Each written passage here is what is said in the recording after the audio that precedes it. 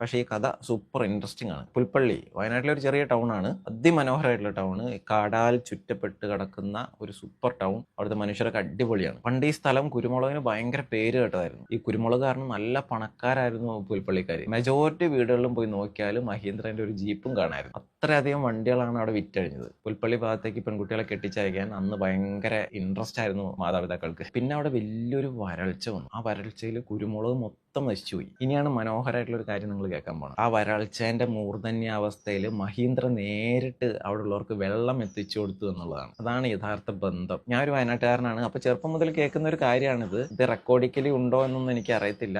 കേട്ട് കേട്ട് പഴകിയ ഒരു സംഭവമാണ്. ഇപ്പൊ ഈ പറഞ്ഞതൊക്കെ 10-30 വർഷങ്ങൾക്ക് മുമ്പുള്ള കഥയാണ് കേട്ടോ. ഇനി നമുക്ക് 2012-13 കാലഘട്ടത്തിലേക്ക് വരാം. മഹീന്ദ്ര ഇന്ത്യയിലെ ഏറ്റവും വലിയ പരസ്യങ്ങളിലൊന്ന് പുറത്തിറക്കി. പരസ്യങ്ങളിലെ മാഗ്നം ഓപ്പസ് എന്ന് വേണമെങ്കിൽ നമുക്ക് അതിനെ വിളിക്കാം. We live young we live free എന്നായിരുന്നു ക്യാമ്പയിന്റെ പേര്. ഇപ്പോഴും ആളുകൾക്ക് ആ പരസ്യത്തോട് ഭയങ്കര ഇഷ്ടമാണ്. കാരണം എന്താ, ഒരു മഹീന്ദ്ര വാഹനം നിങ്ങൾക്ക് തരുന്ന അതേ മൂഡ് ആ പരസ്യത്തിനുണ്ടായിരുന്നു. അഡ്വഞ്ചർ, ഫ്രീഡം, പിന്നെ ഇമോഷൻസ്.